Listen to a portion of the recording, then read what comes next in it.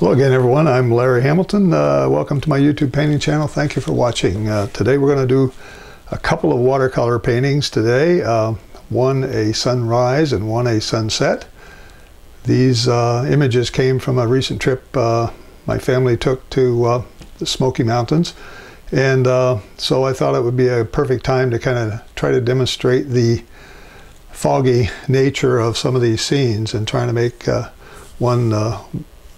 one of my viewers asked me to paint some foggy trees one time, so I thought, well, maybe this is there's some foggy trees in this, so I think we'll start that. And I want to show, I had actually the first painting we're going to do is this, it's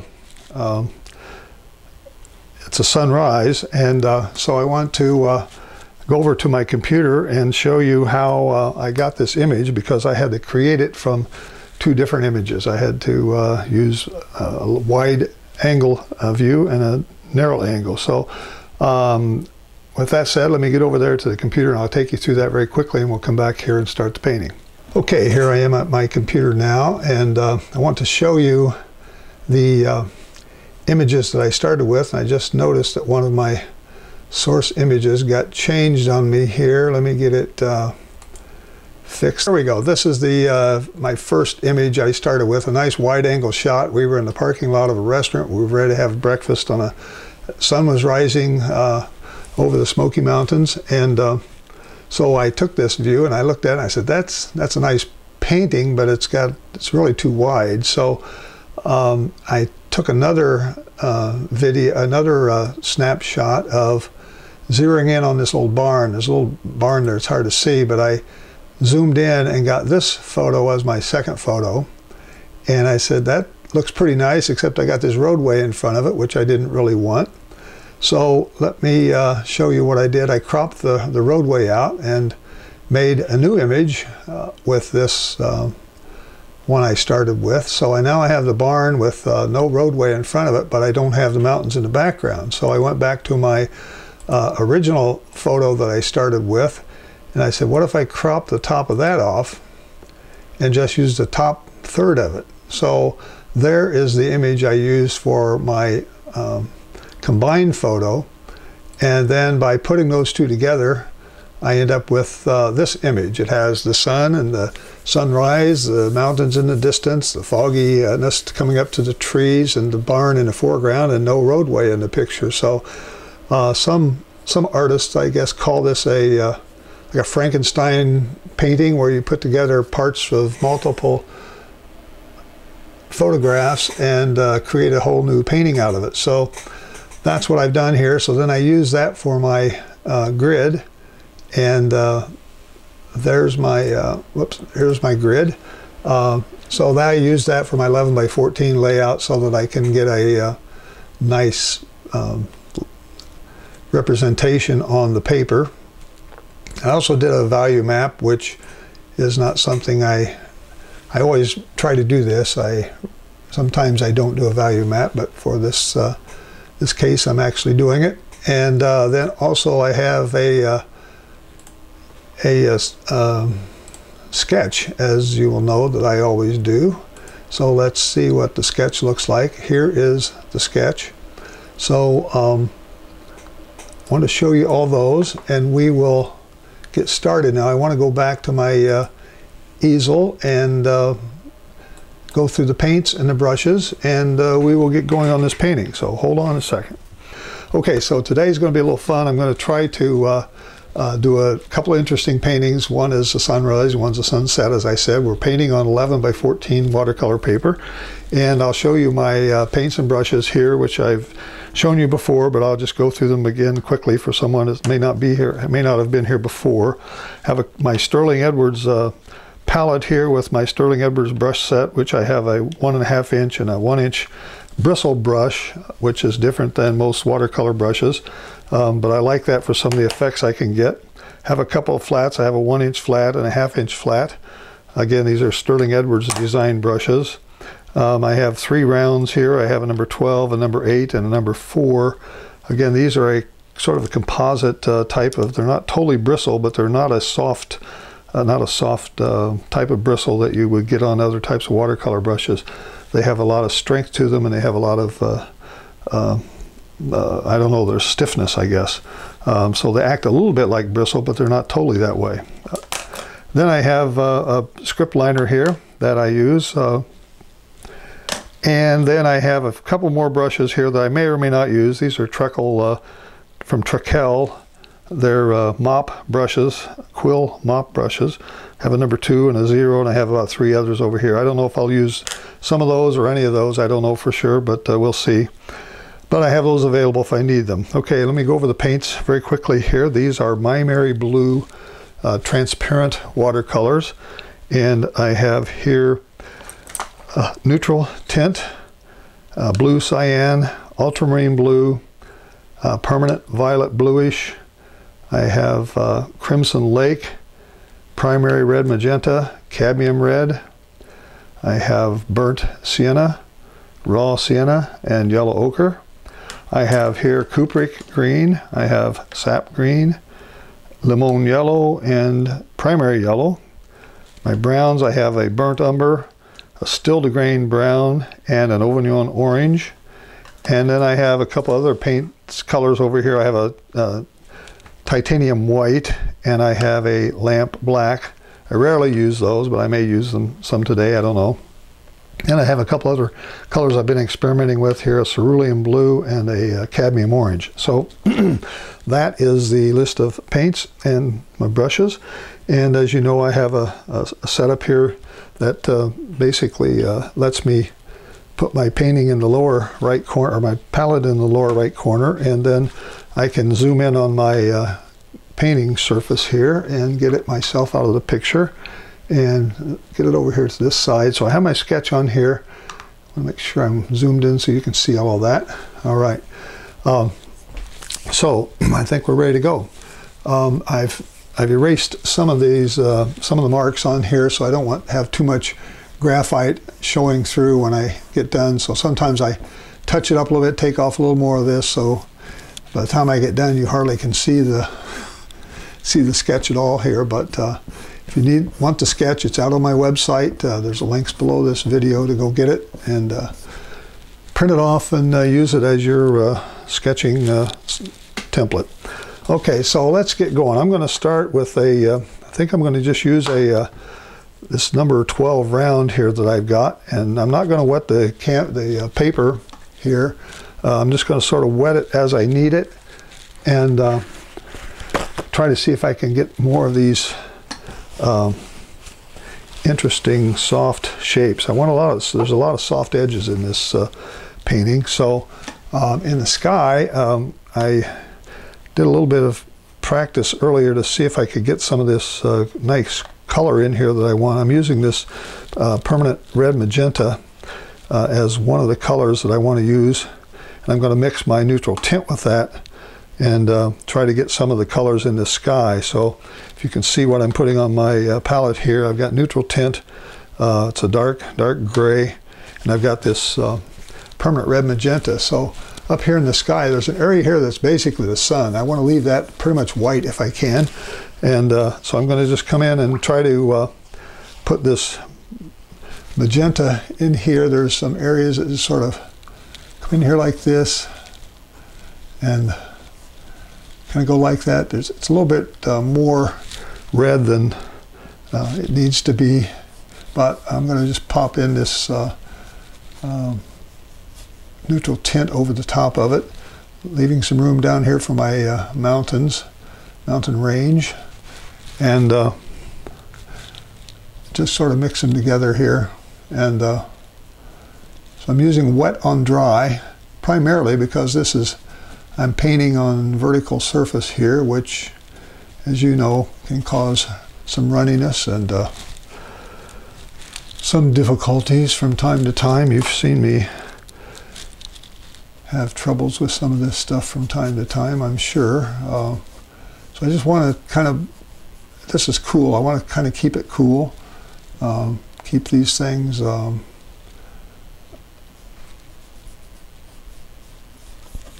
I want the warmth in there, but I also want to keep it fairly cool because it was a cool morning. And so let's just pop in a few more these colors. Maybe pick up a little bit of my purple here on this side and see if that helps a little bit. And over here, I've got to throw in some areas that help that sun stand out. I want to make this really soft around the sun area with a few hard edges, but basically soft for these clouds that are floating around here. Something like this. This kind of painting can go fairly quickly. Pick up a little bit more of my reddish color here. Maybe put a little bit of a brown tone in it to get a little bit of different color. I didn't get much brown in there, but so I want to throw some of this in, and I really want to fade it now. I want to sort of get it faded out to a nice soft, using some just water now and just sort of putting this in here like this to get a so it fades down. I want it to be a little darker in the top and lighter as we come down. I'm exaggerating this magenta color in here more than what it was in the photograph, but I'm trying to show you the difference in the tone here in the sky and how these things can all kind of run together. So trying to leave this area again, as I said, as my bright white area, and I want some soft edges around it, but I want a few hard edges floating around it as well. So that's what I'm kind of trying to get going here. A few soft edges. And I can come back and maybe put a few more touches of paint in there, but you see I'm getting a little blossoming here because I put that paint in on top of what was there. That will give you that type of blossom sometimes. Okay, now these back range of mountains are fairly dark, and I want to try to mimic that as close as I can. I'm putting a little of my ultra blue together with neutral tint to sort of get this dark, sort of a steel gray here. I don't want it to run too much up into the sky. I want to have a bit of a hard edge here, so I'm kind of being careful with this. Because that sky is wet, it is running up. It's like sucking it up there.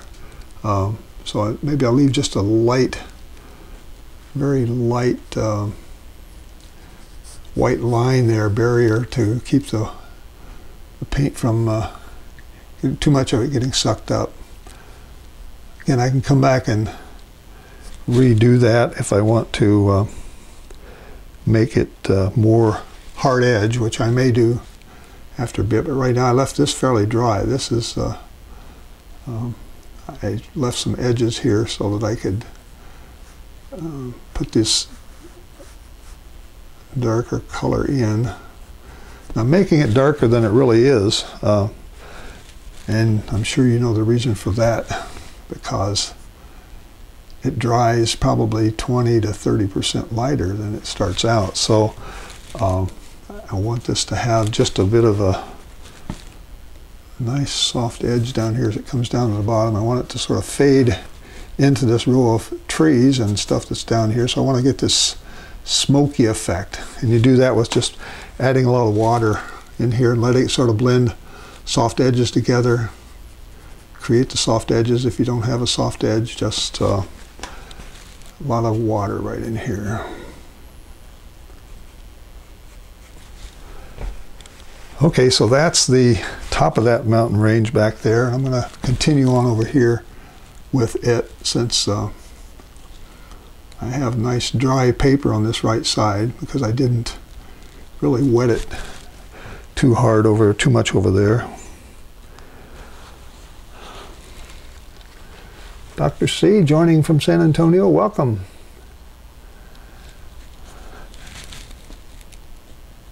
If you have any questions, folks, use the window there, type in a question for me or a comment, and I'll try to check them. I try to have a computer up here by my elbow, and I can watch it. Let's see here. Get some more of this fogginess going.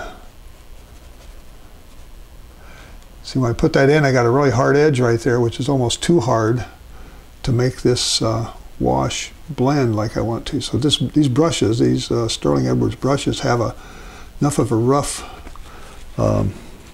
bristle in them that you can most of the time take them and you can just kind of scrub out a hard edge and it will soften that edge. I really let that one get hard.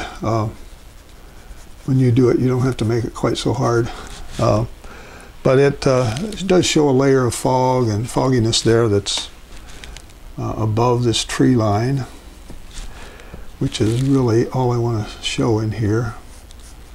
This whole area, got a nice line across there. So it looks like there's some mountains back there. I'm going to restate these just a little because they got too soft and soggy on me up there. I lost the hard edge that I was hoping for. So just after that dries just a few minutes, you can come back and put in some of that, and it will come back for you.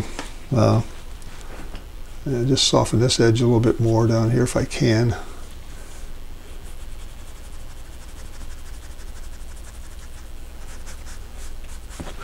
The other brush that's really good for that is this this bristle brush, this 1-inch bristle brush. If you want to try to blend some edges, it's really called a blender, and you can kind of get in there, and this will scrub out some of those hard edges and make them softer. So it gives it more of a fogginess to it. But I'm scraping out some of those hard edges, and so that's kind of the background layer, the background being the sun and the clouds in the distance, and then that row of mountains back there. Let me see here, I want to try just a little bit more paint here in this area right here.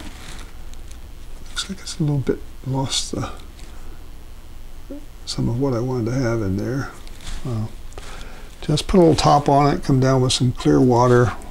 If you get it fast enough, you'll be able to blend it and blend it into what's below it, and still leave that nice foggy look there. Okay, now the next layer, these are all trees in here, sort of in the background, and there's a couple of layers of trees. There's a layer of fog back there that's basic. I'm going to use this big old brush, this 1-inch brush, and pick up some of this stuff in my palette and just see if I can. I want it to be wet. I want this to be damp though. I want this to be have some moisture in it. Putting some clear water on now, because what I put on here I want to blend more and be softer. So I'm using this stuff that's in my palette, this red magenta, permanent red magenta, a little bit of my neutral tint, and see if I can get it in here with so that you can tell there's another row of something going on here. Something like that. Using that water to help soften it.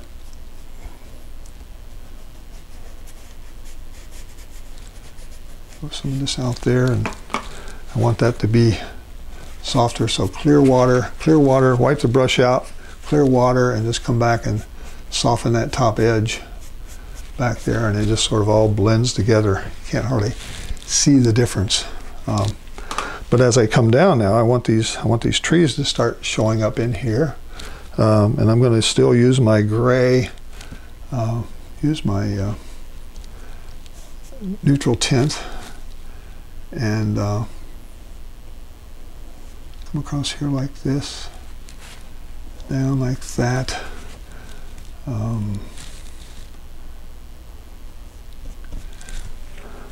So I'm outlining the top of my little barn sitting out there. I got way too much in there, too much. Come back and give ourselves a little bit of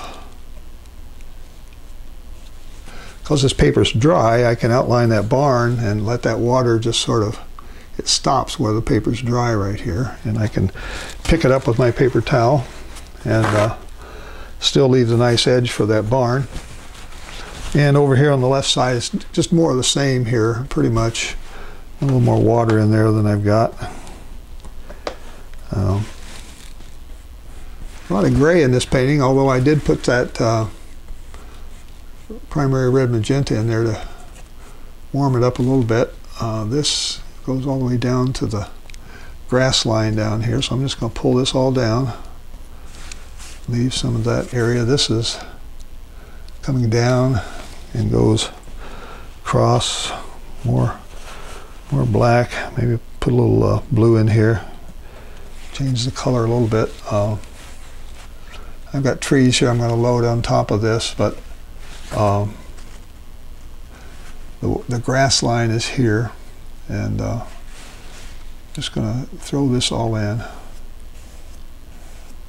And as I go up, I sort of make a graded wash out of that.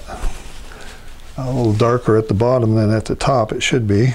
Right now it's not quite as dark here in the bottom as I would like to have it. So let me throw a little more dark in there, a little more dark across here, and let it blend together. If I were painting on a level surface, I could take this and turn it upside down and let that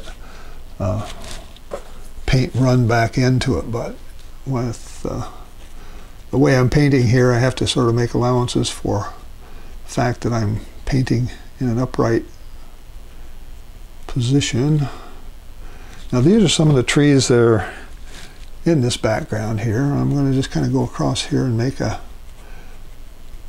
again, these are very light, foggy looking trees back here. And I'm going to just leave a little something that looks like we've got a nice row of trees here that are sticking up. Some are blending in softly with the fog, and some are not blending in. They're just sticking out as little identifiers that there are some trees there. Over here on this side, I got a similar situation.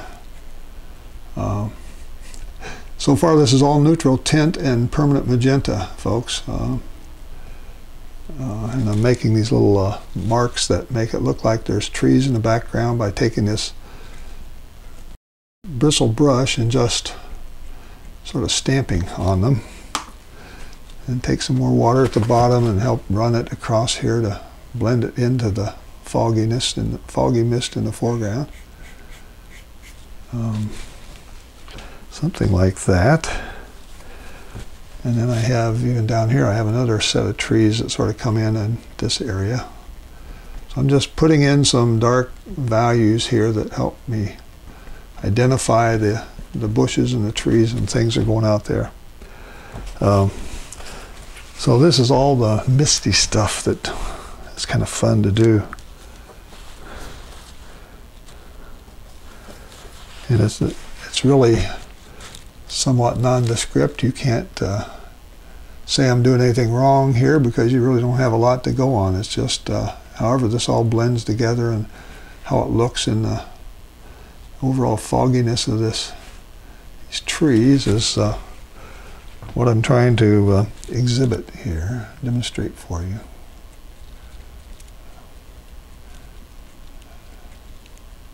So by just laying this brush sideways, and notice I changed the color, I put a little more blue in it than I had over here on this side.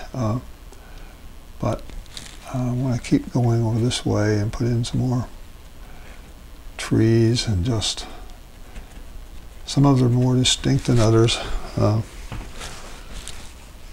That's almost too hard edge there. I need a little more water in it. So let's put a few more soft edges in here and let it blend together. Water, clear water. Make another layer across here, and we'll have that thing, well, that area about done. I'm going to let that dry and come back and put some more trees in this area here, and bushes and stuff in there. But that's pretty close to what I was trying to get here with this big old 1-inch brush. Just barely see some of those treetops sticking up over there, just enough to let you know there's a foggy layer behind it, and then there's some mountains behind that, and there's another foggy layer. So, and now the color starts to change down here. You're a little closer to it, and you can see the grasses and stuff, and they're really muted. They're sort of a brownish color with some green in them and some ochre. So I'm going to pull out some ochre and my still to grain brown here. See how that works and get sort of this, trying to find this color. I'm going to probably put some sap green in there to improve that color. Pull some sap green in here. And that's sort of the sap green, I think, mixed with this still to grain brown with a little yellow ochre in it is the color I'm trying to achieve here in this area. It's got some combinations of green and these browns, and so I'm just pushing up now, letting these sort of go wherever they will. Filling in this area. This is all just a big landscape of grasses there. It's a little farm field, I think, that's has some green in it there up by the barn. There's some areas that have some grasses growing up. So I'm just leaving it fairly abstract. Come back and put some more water in down here. Just fill out this paper. Very fast, very loose.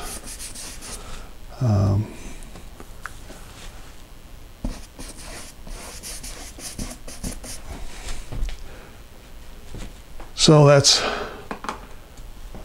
close to what I was looking for there. Try some more green stuff in here in some places. Put in a few spots where the grass is sticking up. This bristle brush, by the way, is really good for making these grasses. You can take that and just sort of flick in some things that look like a row of grass back there. And it's a little bit too wet for me to do that. I should probably wait till it's a little drier. But you can still put a nice layer of something back there in the middle ground, and just very, very simple stuff right there. None of these brush strokes have been very complicated or anything like that. So this is all nice and wet. I'm going to leave that alone, see if I can go back up here now and maybe put in a little bit of my trees. I don't think I'm going to get my flat 1-inch brush here. See if that's dry. It's fairly dry. I've got a lot of green up there, so I'm going to come back and put some of this green, pull the green up into this area on the right side where that tree is. Throw some brown in it. The other way to gray down a green, if you need to gray down your green, is to put a little red in it of some kind. Put in either a alizarin or cad red over here. You get a rusty, greenish rusty color. So over here I've got some trees that's not got enough green in it right now for my liking, so I'll just put a little more in there. These are closer. These are sort of in about where the barn is, so they're going to have a little more distinctness to them. A few little holes in there, and just let it kind of go where it will. Over here there's more.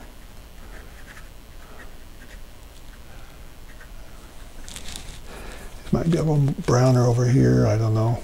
Make them whatever color you want. It's up to you. You're the artist. Use the photograph as a reference, not as a mandate to follow. I try to keep telling myself that. I have to remind myself that the photograph is really just for reference, not as a dictate. and you don't have to follow it slavishly and try to paint everything in that photograph. Many times artists will make mistakes to try to copy slavishly what they see in a photograph, and they lose the spontaneity, they lose the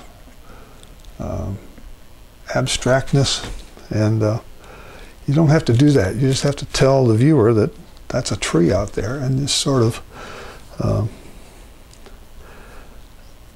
style helps convey that message. Here I've got a tree that's a little more bushy. Push up some.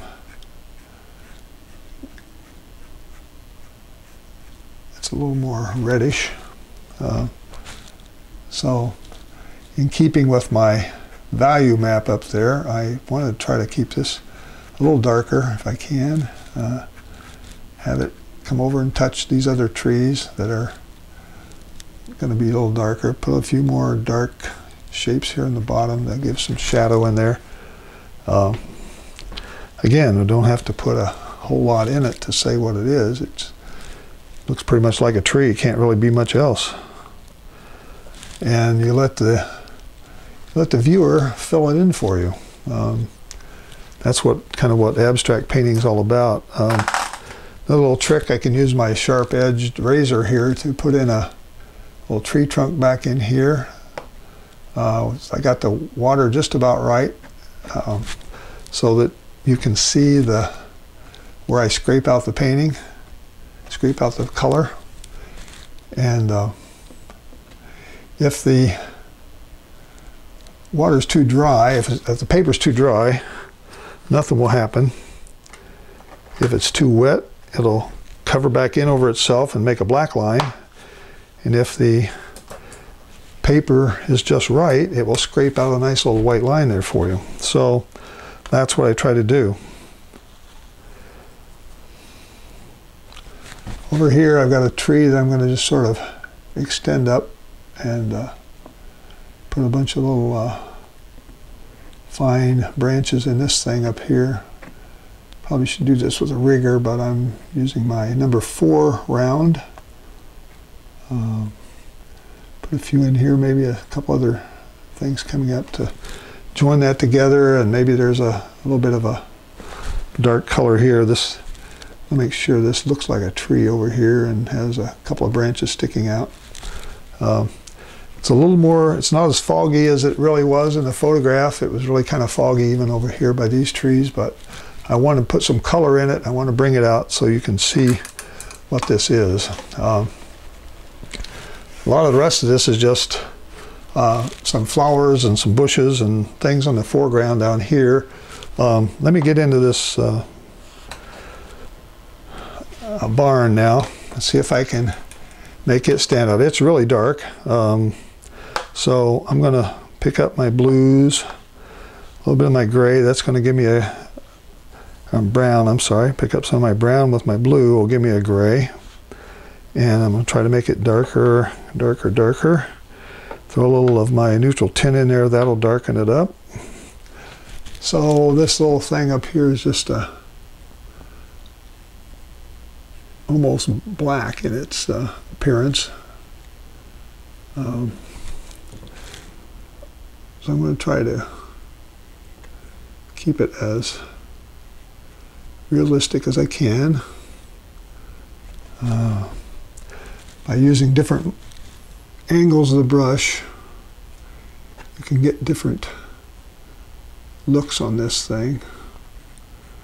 Got some green in there. That was left over from my sap green that I used. This thing's really all in silhouette because the sun's coming up behind it. So I don't have to worry too much about the shadows or the areas that are out of the light. It's just all kind of dark. That's one of the problems of trying to do silhouettes. Take these beautiful sunrises and beautiful sunsets, and everything in the foreground is all black. Your digital camera will just blacken everything to try to even out the values in the picture that it's scanning, and it tends to give you some erroneous ideas about values when you're trying to paint it. So you have to use a little bit of your own knowledge to do that. In real life, if I were over here standing in this field, this barn would not look black. It would look dark gray. And so that's really what I'm trying to make it there. Pick up a little of my purple for the rooftop over here and see if I can get a nice little variation going. You have to be imaginative with some of these colors because it was hard to see it. In a photograph, it doesn't leave you much choice other than black. So I'm leaving a little interesting abstract shape there. Why do I do that? Because I'm trying to get some interest to that area. I don't want it to be all one purple color. I'm going to put just a little bit over here to sort of echo that color a little bit if I can. Make a little bit of a shadow. There's not much shadow around that eave, but I'm trying to get some variation going on over here, so I have maybe some boards and that sort of stuff. So my brush is too wet. I just got a blossom. Thank you. It's okay. That'll help fill out that space and give it a little more interest over there. And now up here where this is starting to dry more, if I come back now with my color and come over it, it'll leave that area that's dry and it'll show a different, you'll see that abstract shape sitting there. Okay, so that's a nice little trick to show you. Yes, I did scrape the trunks, Andrea. I used my sharp razor knife and I happened to get them just at the right time, so I did scrape out, leave a nice little white trunk there, which is what I was hoping for. Never know when you pull that razor out whether it's what's going to happen. You have to kind of watch the water and see if it's the right amount of time, and it's really hard to judge that sometimes. It just takes practice and that sort of stuff to get. I got a little telephone pole over here to add some life to this. I'm going to sort of make a broken like that. Come back and put just a little more dark on some of it to kind of highlight it. Here we go. There's something like this. There's also a little box. There's a little box hanging off of this thing this way, and there was a box hanging off of it that way. So I'm just adding some reality features here to give me a little more realism, I guess. Then when this dries, I'm going to put in some nice sweeping lines that look like the telephone lines would be. Over here, I'm going to pop in a few more vertical strokes to help it define that barn. Okay. Now the grasses, I think this is all dry again, so I'm going to get my big 1-inch brush here and see if I can come back and put in some of this stuff in the foreground. It's really dark brown because it is so dark. I just don't want to make it so dark that it distorts. I don't want to make it black. I want to make it dark, but not black. Even though the photograph, the thing was all pretty black.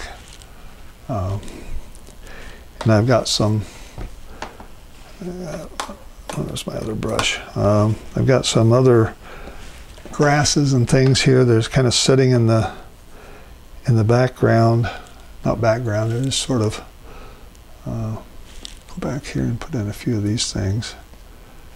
I just got a lot of space here to fill up, and I don't want to make it all one color or all one style of painting. Throw in some grasses like this by pulling up. It's hard for you to see that possibly, but they're all running back over here. I got all these grasses running back here, so I'm going to mix up. Don't make it all sap green. put in some ochres, come back and put in some reds, make it a little bit over here. I want this to be a little more abstract back here. So I'm just trying to make a couple of layers of land back here that you can look through and see these things like that. It is kind of level back there, so I want these things to sort of tie into the ground, but I don't want them to be so obvious that your eye goes there. I want your eye to kind of go to the barn and look over to the light pole here, and then see if I can direct your eye a little bit by just putting in some, you know, some angular things. Connect these bottoms of these to the ground in front of it. Don't have a lot of shadows out there to deal with, so I'm just sort of imagining some lighter areas. 1-inch brush, big abstract swoops of paint here. There is some bushes and some trees down here in the foreground that are sitting right on the right on the road, edge of the road, and they kind of go up. I'll make some of those go up here in a second. So you have to break spaces like this up. You can't just leave it all one big green color. That tends to show a little bit of amateurishness, I guess. I don't want to call anybody watching me an amateur because I don't know how much painting skill you have or whatever, but I do know that if you leave big globs of one color here, it's not the best composition, and a judge in a competition would criticize you for not making the composition more balanced or whatever. And so I've had some experiences with that. Okay, down here in the bottom, I got my big brush out for this. I'm going to come back and pick up some of this red color here, see if I can throw in a rusty bush. I think that still might be a little bit wet. Let me come over here and see if I can throw in some things over here that are like that. There's sort of a big old bush in here like this that kind of stuck up. Just taking that red and going right over it, and kind of helps a little bit with the composition here by putting that in. These other, where's my rigger here? Got a lot of things over here on the right side. Maybe I'll put my palette up out of the way there for folks watching this live. And just over here, just throw in some big strokes that make it look like we've got a bunch of stuff going on over here. Just helping balance it out a little bit. I don't want to have this big this big light area here in the foreground. I want this to be covered up and have some texture to it. So this is adding texture. Another tree trunk here too. These things are really growing crazy here, really tall, sticking up.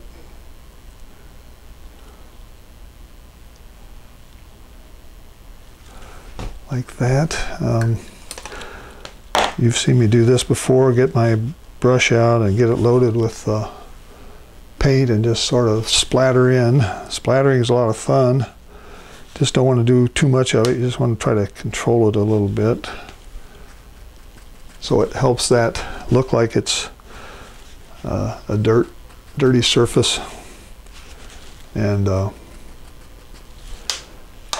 that's really all I want to do with it, to give that kind of texture out here. This, I want to let this dry and see if I can come back and put a little bit of a trunk in there. probably could use my scrape out. I don't want to overuse my scrape out tool here, but I'm too early. You can't even see it. It's gonna come back in. It's gonna be a dark.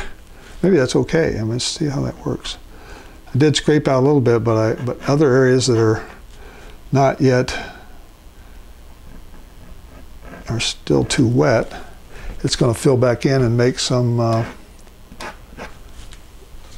dark-looking branches there, which is okay. I don't know if you can see it, but it's starting to come through. You can see the dark branches here.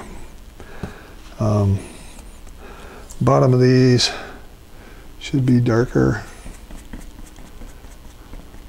Throw a little bit of a thing in here like this to kind of tie these together, these dark edges. I had this really dark all the way across the bottom of this thing in the value map. So I'll throw in some darks in here, over here, tie it together. Something like that. Maybe you can connect up here a little bit to some dark areas.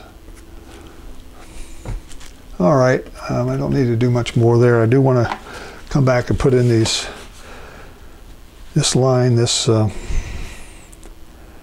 telephone wire, electrical wire line, whatever it is.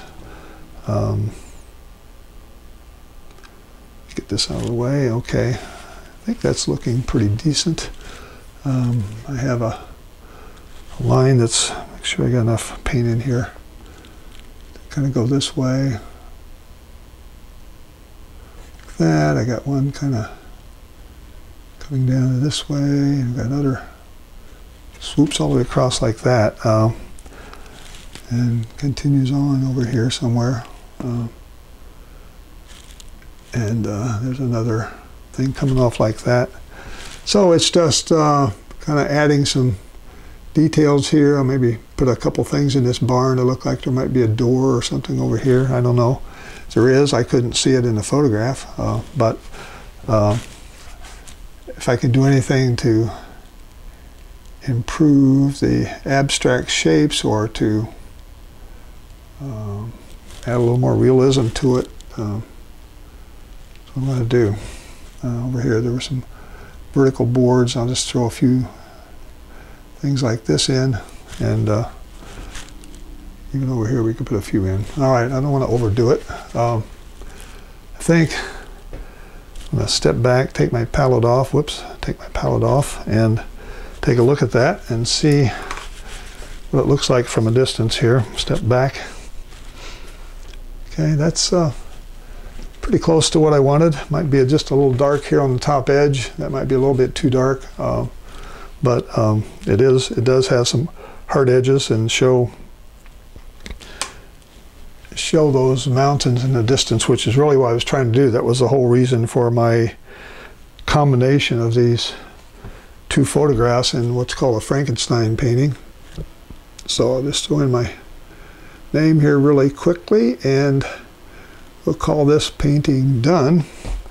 And so I want to get ready for my next one. My next one is going to be a sunset, and I just have to take this paper off here, or take this one off and put another one on. So if you want to take a quick break, get a coffee or bathroom break or something, I have my next sketch right behind this. So we're just going to rip this off and start on the next sketch. I just have to get some clean water, which I have right here at my elbow. And, here we go. So that's just kind of a cute little painting. It's a real place in near Pigeon Forge, Tennessee, and right across the street from a nice, very good restaurant in that area. And so that's my combined painting with using two photographs to make one painting. All right, for my next act,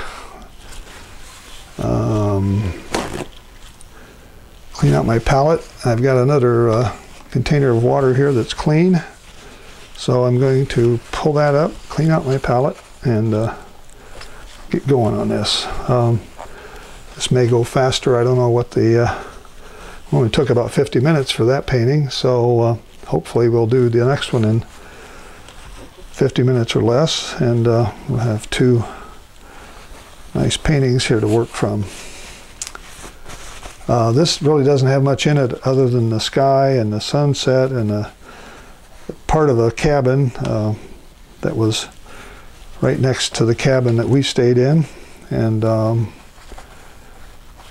we saw these kind of sunsets about every night. Let me get the new photograph up here. You've seen this. It was on the it was sitting on the broadcast display for at least 15-20 minutes before we started. So let me get this, swap these out if I can. So I have a reference photo up here at my left elbow. Get down there, buddy.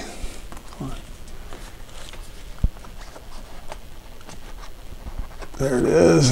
And then my value map. I use a little bit different colors in the value map. It's not just all black and gray, and I added some colors that were actually in the photograph to make that. So, all right, I think that's going to work. Get me a new container of water here, and I think we'll be ready to go. Get my brushes out of this dirty container. Okay. All right, there we go. So I'm loaded again, and I hope you're ready to go. I do want to take a drink of water for a second, so pardon me, I'll turn my microphone off so you don't hear me guzzling.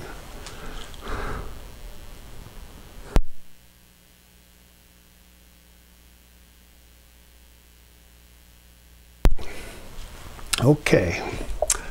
Hello, Christine Wu from Taiwan. Oh, fantastic. Welcome.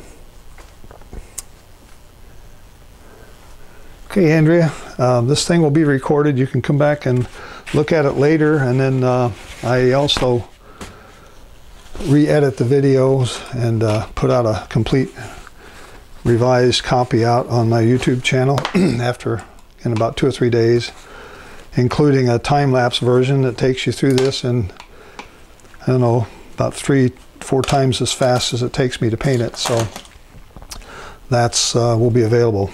All right, so you know my paints, you know my colors here. I'm going to move my painting over, whoops, not too far, like this, and then get my palette in the right place. So we're going to start here with this gray sky, really dark kind of gray sky. It had rained a little bit this day, and these were the cloud formations that were there. Our elevation in this photograph was about 1,600 feet, so we were a little ways off the ground. It wasn't real high by any other mountain standards, but it was high enough that you could see over the valley and see the mountains in the distance and see these beautiful formations that the clouds form. So biggest part of this painting, 2/3 of it, is just the sky. So this is more a sky painting than anything else, but it's if I can copy these colors and values, it should be a very beautiful thing. So I'm going to start. I've got these other colors in here I haven't used a lot of. My cadmium orange that I have, and my this yellow, this primary yellow. I use it to mix with things, but I don't use it like raw out of the tube, which I'm going to use a little bit of that today. This is a little bit like a cad yellow, and it's right in behind this cloud here. So I'm going to start like right in here with this and just lay in this cadmium yellow streak across here, like this, something like this. Comes in behind this cloud and pops out on the other side over here. That's a little bit different way to paint, isn't it? So I want to mix with that some of my cad red, which is a little bit too strong and bold, but I'll blend them together here.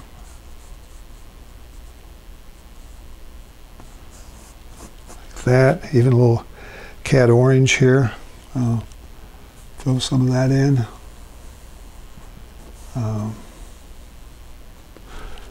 Cat orange and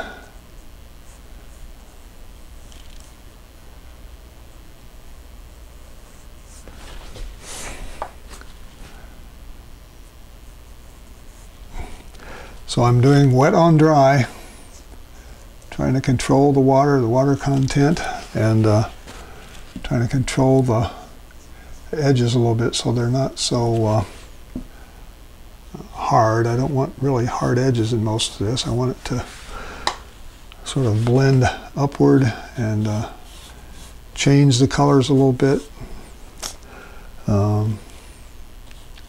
Soften the edges here so that it sort of blends softly with what's around it.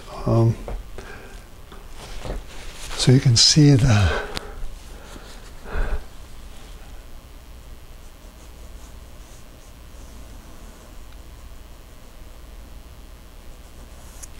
that, more orange in there maybe.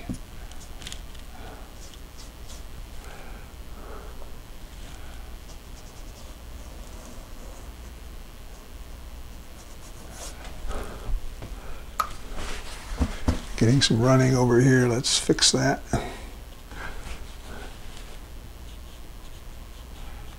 don't have to be real careful with these edges because I'm going to come back and put some more darker colors over them, so as they dry I'll be able to put a darker layer over this. This is a reddish orange down here.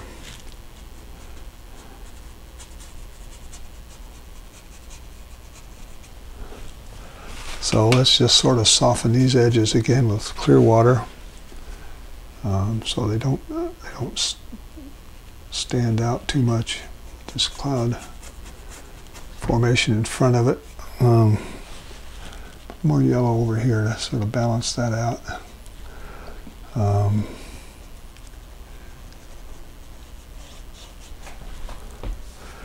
Okay, so it's basically giving me this some of these colors that I want here. This is a little bit too bright a yellow there. I think I'm going to tone it down just a fraction. I want the yellow to show through, but I don't want it to take over. Soften this up here. All right, so as I move up here, I'm going to be running into some other colors I need to put in. And those are going to be sort of my neutral tint, I think, with a little bit of this purple in it. I don't know, maybe more blue than purple. See what I can get out of this here. Get some water. Just see what happens across here. Oh, there's an interesting thing. See, if I put it on dry, it's a hard edge. If I put it on wet, it blends and blurs in with what's below it.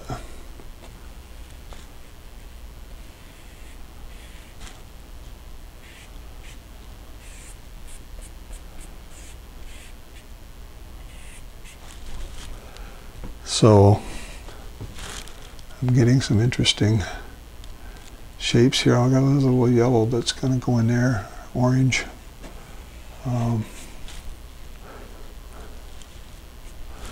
Change my color a little bit. I'm getting too much of the same color in here. Let's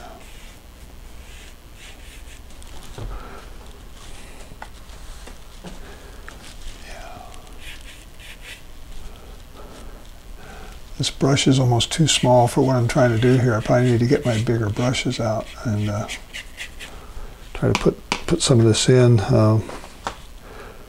Pick up my 1-inch flat here and see if I can kind of merge some of this together. This 1-inch flat will really help me cover a lot of territory in a hurry. You can see these things sort of running together. Dark,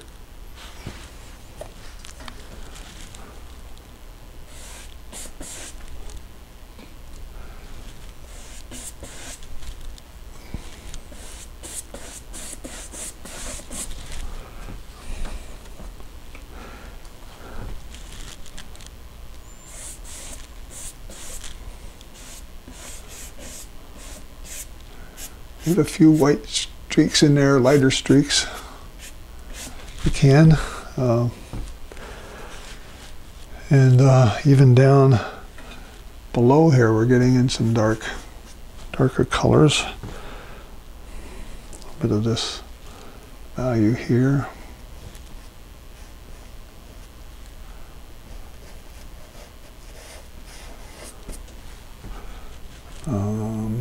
This is all becomes, most of that's part of the cloud color. As I come over here and find more of this neutral tint, and it's a little bit too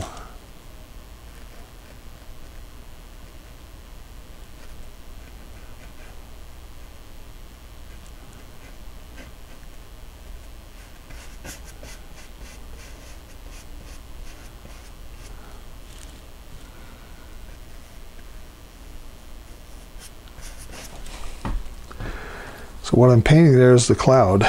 Again, I've changed the color slightly from what was in the photograph just because looking at it in real life, these things don't look black, which is what the camera gives you.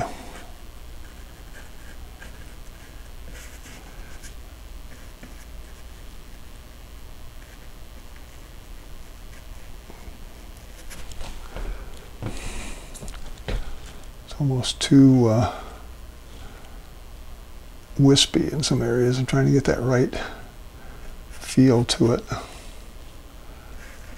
Over here we got some more.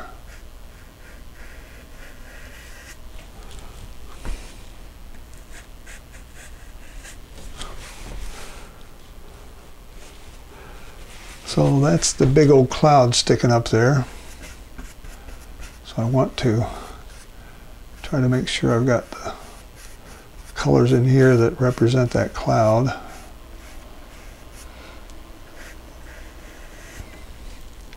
Over here, this needs to be darker to kind of match that. This is part of the cloud bank that's coming over there that's got this big cloud in it. Okay.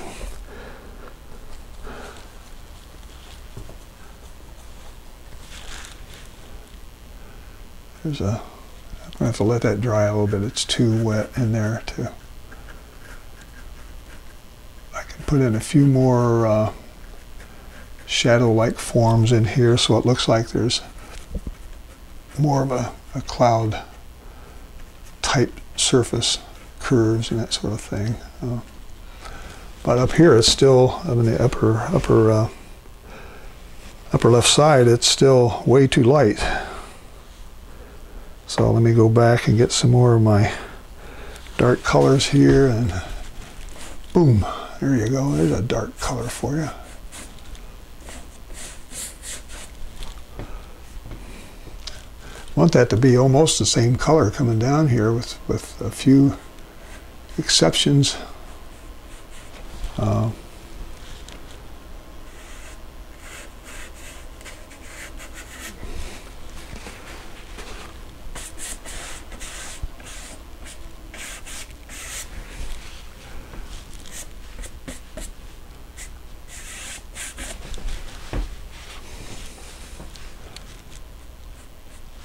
So soft edges, if I need soft edges, I want to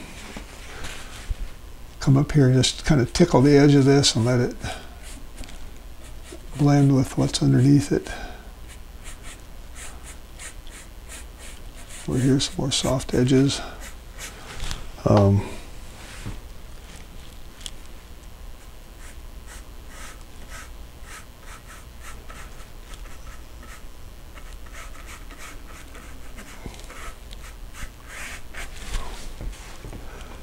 Very dark. Some areas are very dark, some areas are mid-tone, some areas are lighter, so we gotta kind of play with all that stuff.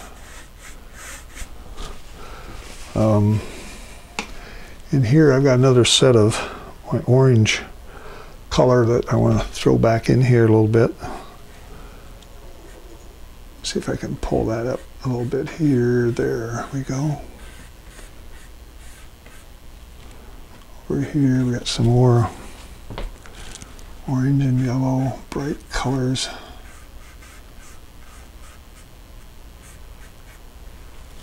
Like that, and then we have some, there's even a darker, let's see, that's, there's a,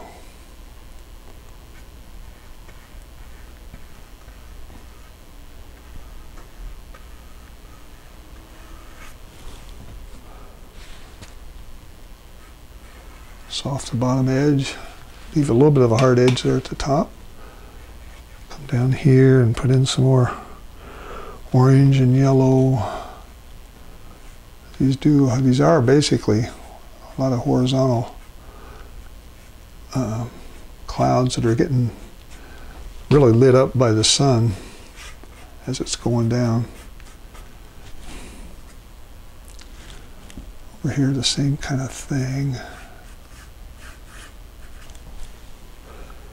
And some bright sun right in here. I don't know if I can get it, but I'm going to try to see if I can get a brighter sun in this area. It's hard to tell that these colors are so transparent and they're so they work together so well. They tend to blend in.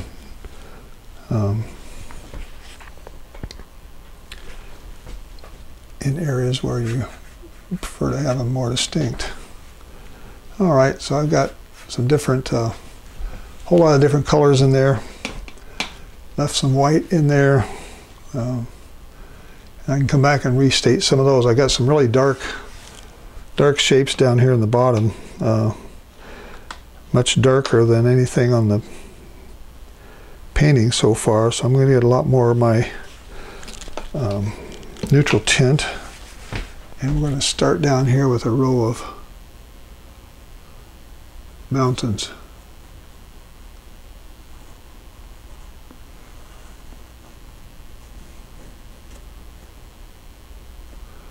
Make these look more like mountains instead of clouds.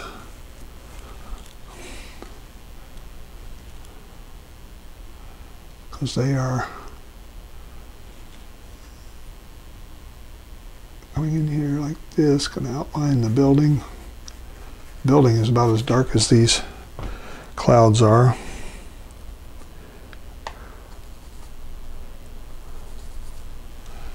Let's put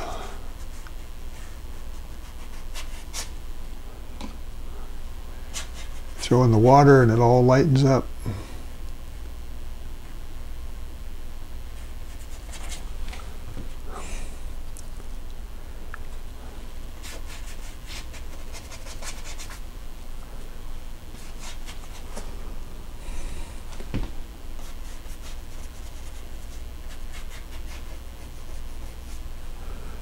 Okay, so these are the mountain ranges back here that are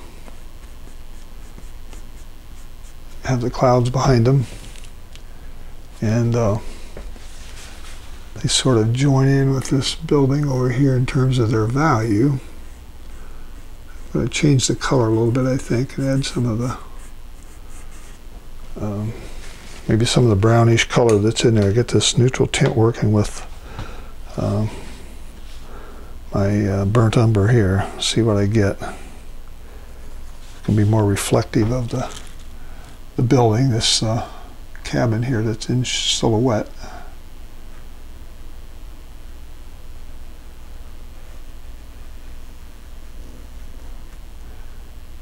Kind of nice accidental sun. That yellow was peeking through over there, and it came down and made a nice happy accident, as someone used to say.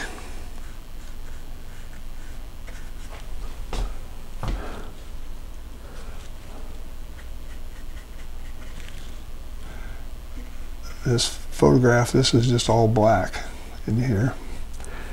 And it's not black, it was a nice brown cabin sitting over there.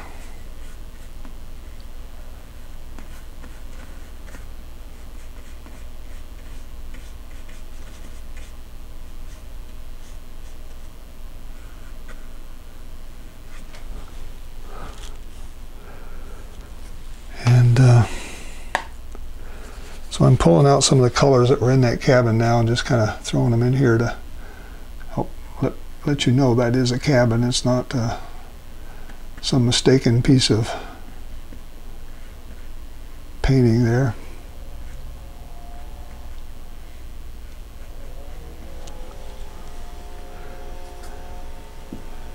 So they've got a little bit of another peak here.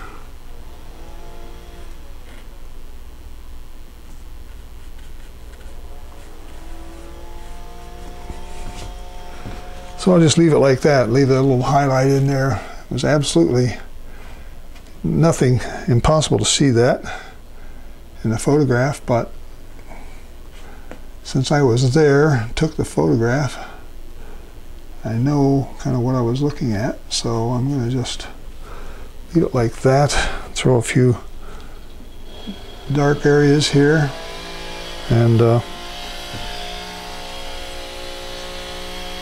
hopefully make it look more like a cabin roof. Dark.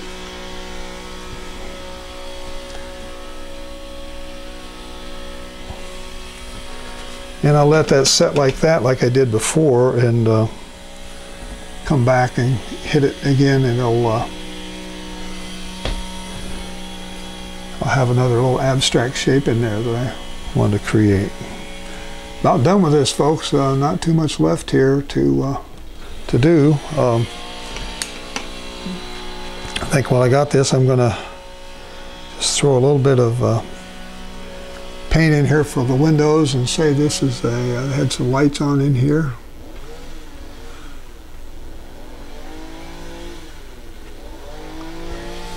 Like that. Make them a little oranger, maybe a little redder.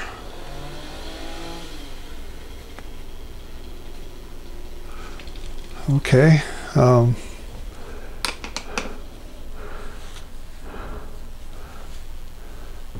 Sounds like my landscaping guys out there making noise.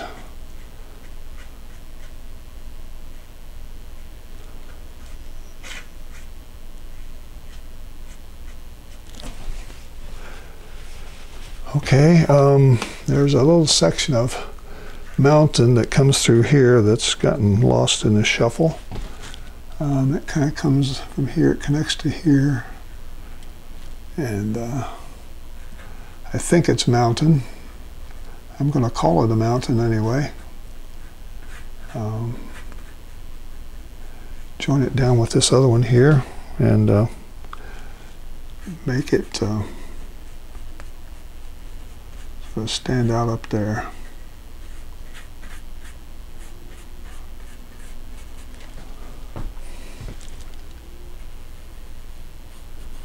All right, a few more things in here to help it look like this is really a cloud and not just a mistake.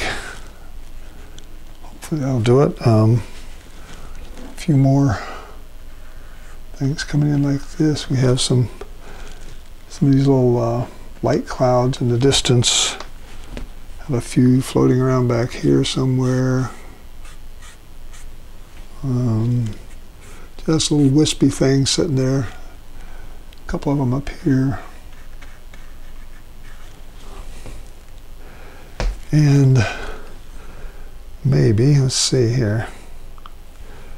Put a few, I think I want to put a few of these little dark things in here to sort of help break up some of this area here. There's some areas that need some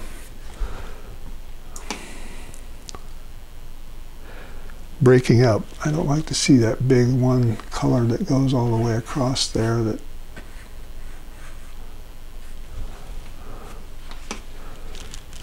and we can throw a little water, soften that up a little bit. So it's basically just sort of filling in some areas here to help make look like the clouds are more than just one gray sheet back there, because they're not. There's a lot of little layers in there, and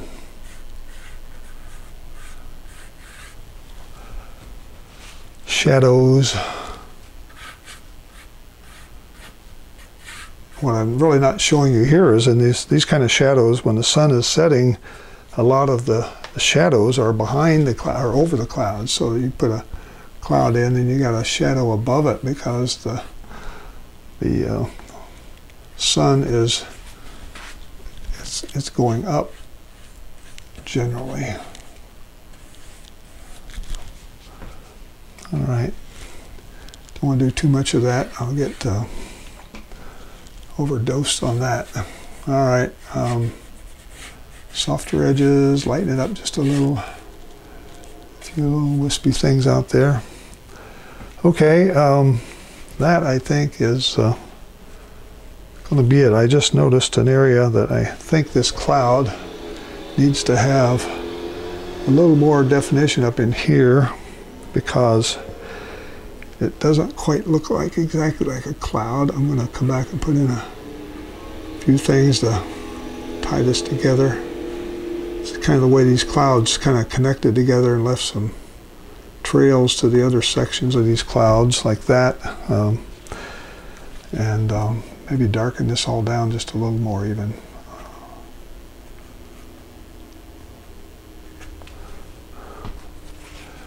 There we go. We're getting some interesting shapes popping up here now that are more like what I think a cloud would look like, what I had. Leaving some clouds behind it. If you can see that, I'm leaving some of this area that's already there and just putting another layer inside. And then every once in a while pop it out so that it kind of overlaps what's there, and gives you these little things like that. It kind of looks like the clouds are being pushed up. But it also adds some depth to it by putting in these inside shadows here. Okay, I think that might be enough. I'm going to overdo it here, overwork it. All right, that looks like some cloud formations you might see. They've got those little hooks and things sticking up on them that shows the cloud's kind of growing and getting away from its yeah, that looks pretty good. Okay, all right, let's stop. I don't know how much time I spent on this, but probably not more than 20 minutes maybe. See if I got something dry down here. I can throw a little signature on. So glad you all stayed with me today, and I hope you give these a try. The reference materials are out on the website. Just go out there and pull them down and give this thing a try and see how you do. All right,